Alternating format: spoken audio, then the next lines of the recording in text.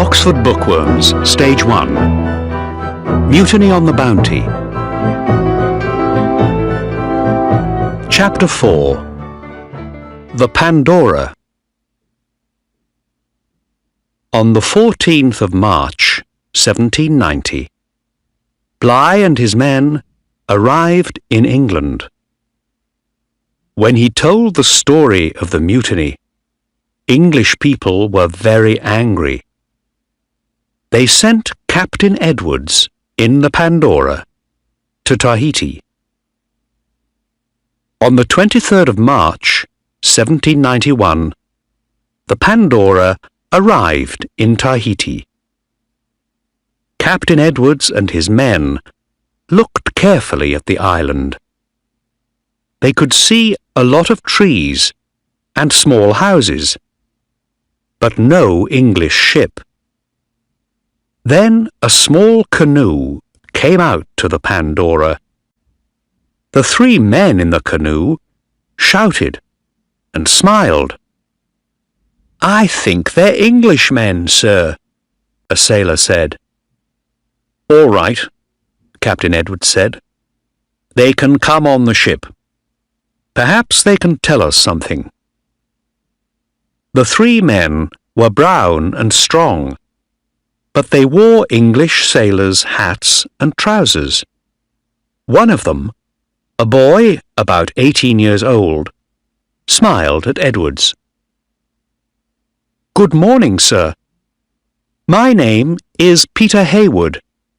I'm a young officer from the Bounty. This is Mr. Stewart and Joseph Coleman, a sailor." "Yes, I see," said Edwards. "Three of you. Where are your friends? Where is Mr. Christian and the Bounty?" Hayward looked worried. "Mr. Christian? He sailed away in the Bounty, sir. A year ago, I think.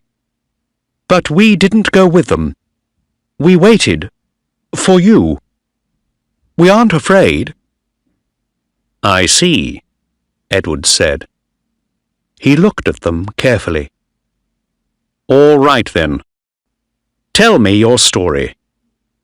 What happened after Christian put Captain Bligh in the launch?" "Well, sir," Hayward said, "we threw the breadfruit trees into the sea and sailed here, to Tahiti.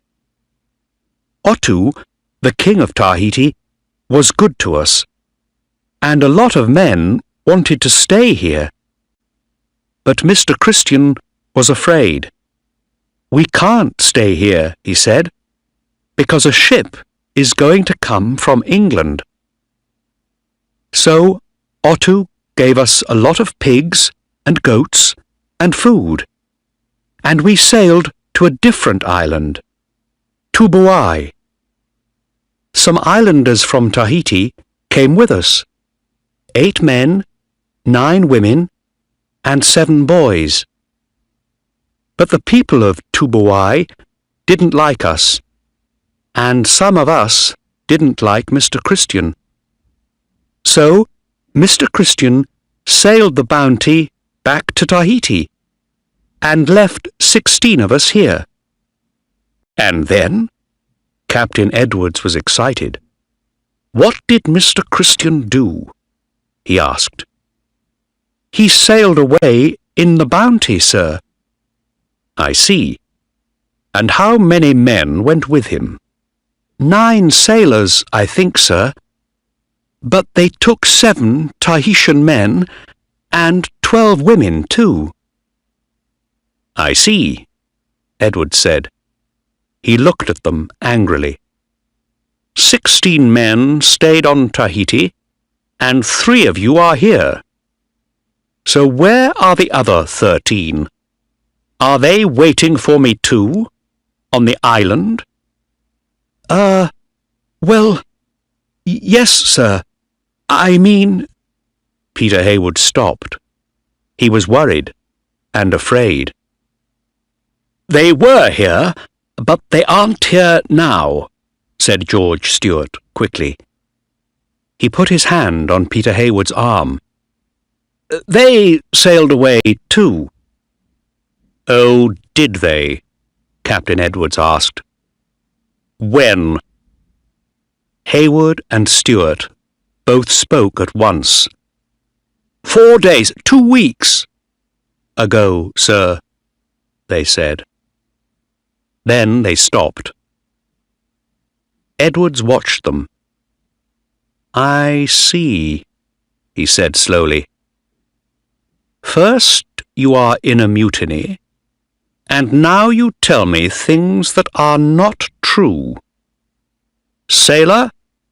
Yes, sir, one of the Pandora's sailors answered. Put these 3 men in chains. They are prisoners. But, sir, Peter Hayward said, we didn't run away. We came to tell you our story. And Mr. Stewart has a wife. A wife? Captain Edwards laughed. Is she at home, in England? No, sir. Here, Mr. Stewart answered. She's a Tahitian woman. Her name is Peggy, Mrs. Peggy Stewart. And we have a daughter. Edwards laughed again. A Tahitian woman? I'm sorry for her. But don't worry. She can come on the ship and see you in your new prison. Look behind you. We have a wonderful prison for you and your friends. Look. The 3 sailors looked behind them. On the deck of the Pandora was a wooden box, about 2 meters high and 4 meters long. It had a small door, but no windows. The Pandora's sailors put the prisoners in the box, with chains on their arms and legs. Captain Edwards laughed. There. Are you happy now? You can stay there, all the way to England. But my wife, my little daughter, Stewart said. The door closed in his face. We didn't put Bligh in the launch. Christian did. We came to tell you everything. Edwards laughed, and Peter Hayward said nothing. Captain Edwards caught 11 more men and put them in the Pandora's box too. Their Tahitian wives and children came on to the Pandora and cried, but Captain Edwards didn't open the door. For 3 months, the Pandora sailed to different islands, and the prisoners stayed in the box. But Edwards couldn't find Christian or the Bounty, and so he began to sail home. Near Australia, the Pandora hit the Barrier Reef. Water came into the ship, and the sailors couldn't stop it. After 12 hours, Captain Edwards said, "We must leave the ship. Get into the boats, men." The prisoners could hear the noise outside, and water came in through the door. Captain Edwards took 3 prisoners out, but then he closed the door. "What about us?" Peter Hayward shouted. "Please, Captain, open the door. Why are you leaving us in here?" "Be quiet, boy," said Captain Edwards. "We're working hard now. The ship is sinking." "But we're going to die. We can't move," George Stewart shouted. "Open the door!" But Edwards closed the door, and no one helped them. Outside, the first sailors got into the boats and rowed away. Inside the box, the prisoners hit the walls and shouted, but they couldn't move because of the chains. After an hour, a sailor opened the door and helped them out of their chains. But there was very little time. All of them got their legs free, but some couldn't get their arms free. Peter Heywood was nearly the last man to get out.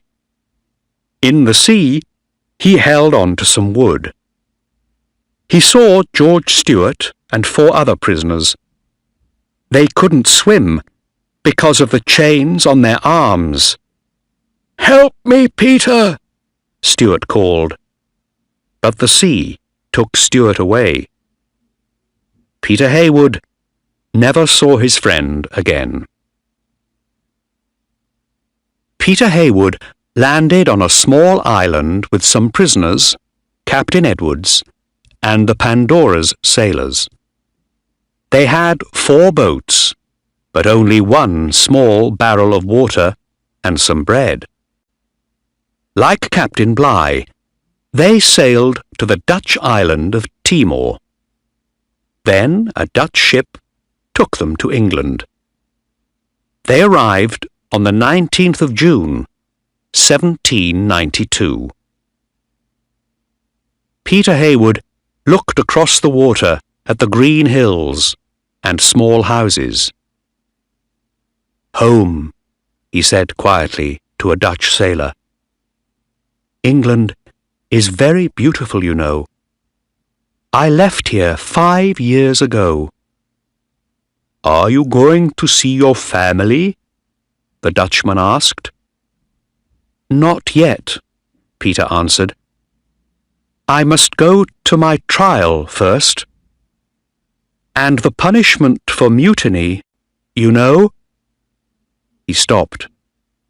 The wind moved his brown hair. The Dutchman put a hand on his arm. "I know, Peter," he said sadly. "The punishment for mutiny is death."